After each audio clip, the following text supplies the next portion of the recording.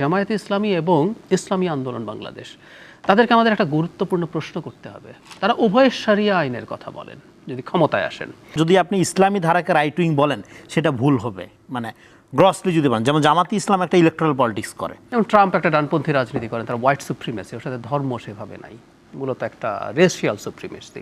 ভারতে আবার ধর্মভিত্তিক ডানপন্থী রাজনীতি আছে, হিন্দুত্ববাদী। বাংলাদেশে ইউরোপের সেন্সে যেটা ফ্যাসিবাদের সাথে লিঙ্ক, ওইরকম কোনো রাইট উইং নাই। আমাদের দেশে ফার রাইটের উত্থানের একটা বড় কারণ আমাদের উল্টো পাশে বিজেপির থাকা। বাংলাদেশের রাইট উইং তো মেইন স্ট্রিমই না, ওর তো কোনো অধিকারই ছিল না। একটা শত্রু দেশ আছে ভারত, ভারতীয়দের শত সমালোচনা করি না কেন, তাদের সফট পাওয়ার অকল্পনীয় রকম বেশি। গ্লোবাল মিডিয়ার বিরাট একটা অংশ তাদের দখলে আছে, এই ন্যারেটিভ তৈরি করে ফেলবে। সো ঝুঁকি আছে। হাসিনা একবারও তো বলে নাই আমি ফ্যাসিস্ট, সবচেয়ে বেশি গণতন্ত্রের কথা বলছে। তথাকথিত আপনার ধরেন যে আপনার আরবান সাধু টাধু যারা, যাদের বিভিন্ন বেশভূষা দেখে আপনি মনে করেন যে বিশাল দার্শনিক হাজির হয়েছে, জান্নাত থেকে পালাই আসছে মনে হবে দেখলে, এরাই তো এই ফ্যানাটিসিজমকে উস্কায় এখানে এই জায়গায় নিয়ে আসছে। স্যার আপনাকে আরো 5 বছর 10 বছর দেখতে চাই, কিয়ামত পর্যন্ত থাকেন, এই মডেল যে উস্কানো হয়, এবং নির্বাচন আসলে মাফিয়ারা ক্ষমতায় আসবে, ও নিজে যে একটা বড় মাফিয়া, এটার কোনো খবর নাই তার। সারা পৃথিবীতে ডানপন্থী রাজনীতি আছে, ডানপন্থী রাজনীতি বিভিন্ন কিছুকে ভিত্তি করে হয়। যেমন ট্রাম্প একটা ডানপন্থী রাজনীতি করেন, তার হোয়াইট সুপ্রিমেসি, ওর সাথে ধর্ম সেভাবে নাই, মূলত একটা রেশিয়াল সুপ্রিমেসি। ভারতে আবার ধর্মভিত্তিক ডানপন্থী রাজনীতি আছে, হিন্দুত্ববাদী। আমাদের এখানে ধর্মভিত্তিক ডানপন্থী রাজনীতি, এবং ডানপন্থাও কিন্তু একটা স্পেকট্রাম। ডানপন্থা একটা হার্ডকোর মনোলিথিক বিষয় না, অনেক রকম ডানপন্থা আছে।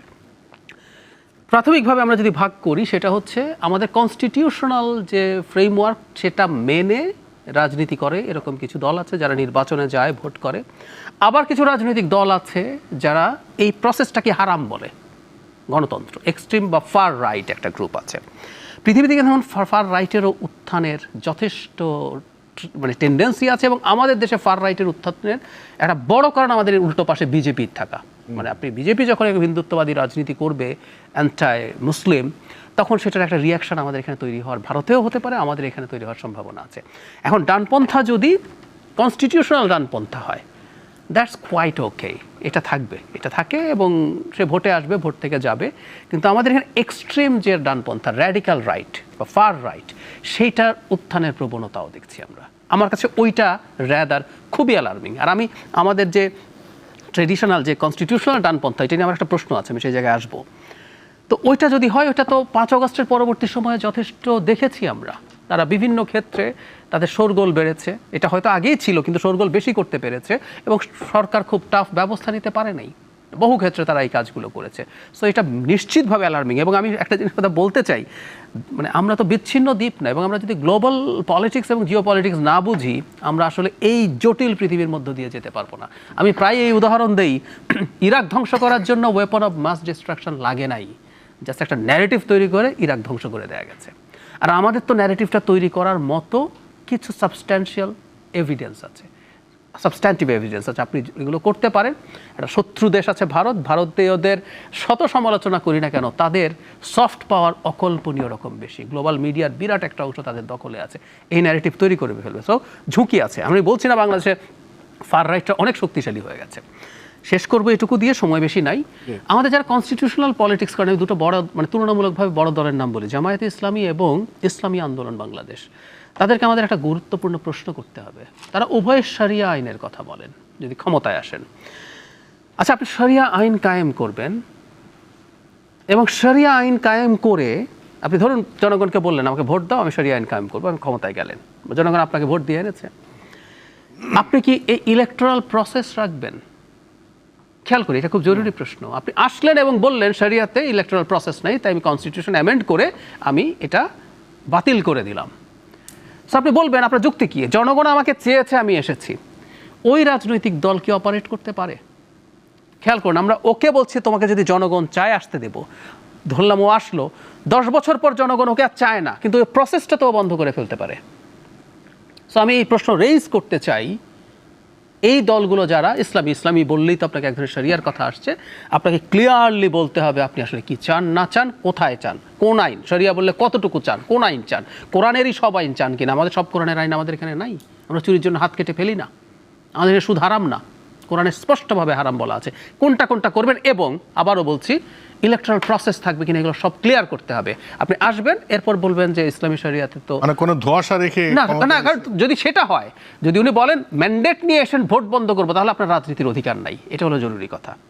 কারণ কোনো একটা দল এটা বলার রাইট রাখবে না এই প্রসেসে, তখন আপনি বিপ্লব টিপ্লব করুন, করে পারলে ক্ষমতা দখল করুন। যদি আপনি ইসলামী ধারাকে রাইট উইং বলেন সেটা ভুল হবে, মানে গ্রসলি যদি বলেন। যেমন জামাতি ইসলাম একটা ইলেকট্রাল পলিটিক্স করে, এবং জামাতি ইসলামকে মানুষ যে ধরেন ভালোবাসে, পছন্দ করে, এর কিন্তু একটা বড় কারণ ইসলামের কারণে।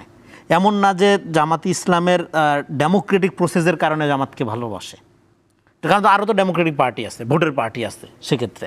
ফলে ইসলামের একটা প্রস্তাবনার মধ্যে দিয়ে সে একটা ইলেকট্রাল পলিটিক্স করতে চায়, এই কারণে জামাতকে একটা বড় অংশের মানুষ পছন্দ করে।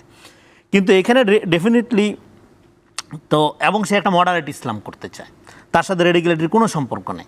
তো ফলে এটাকে আপনি কি এবং ইলেকট্রাল পলিটিক্স করে, ফলে এটাকে কি আপনি রাইট উইং বলবেন?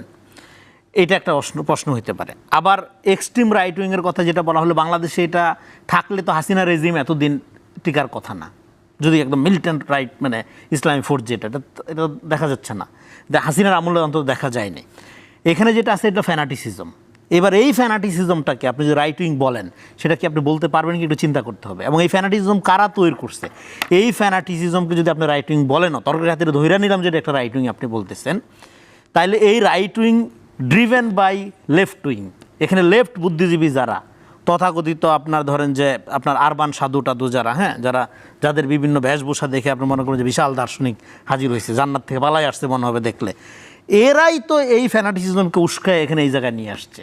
এখন আপনার এবং এদের বন্ধু বান্ধবরাই এখন বিভিন্ন মিডিয়াতে বইসা, হ্যাঁ, রাইট উইংয়ের কথা বলতেছে। বাংলাদেশে ইউরোপের সেন্সে যেটা ফ্যাসিবাদের সাথে লিঙ্ক, ওইরকম কোনো রাইট উইং নাই, থিওরিটিক্যালি আপনি বলতে পারবেন না।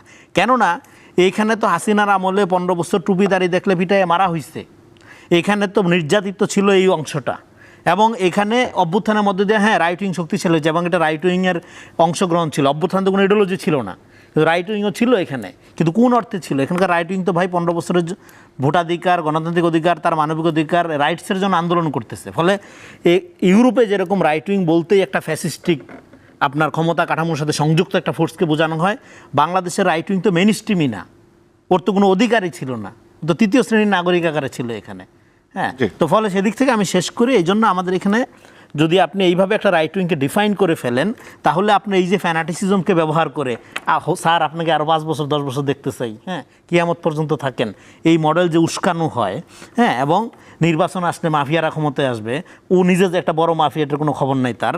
ফলে এই যে জনগণকে আন্ডারমাইন করার জন্য সবসময় একটা ফ্যানাটিসিজম, একটা হুজুকেপনা উস্কায়া দিয়ে এখানে যে রাজনীতিটা করা হয় এবং ক্ষমতাটা ক্যাপচার্ড বাই এলিট রেখে দেওয়া হয়, সেই প্রক্রিয়াকে আমাদের হাত দিতে হবে এখানে। এই জন্য আমরা বলছি অভ্যুত্থানের পরে রাজনীতিটা কী হবে। অভ্যুত্থানের পর ডেফিনেটলি রাইট উইং থাকবে, ডেফিনেটলি লেফট উইং থাকবে, কিন্তু সেটা থাকবে সমাজে।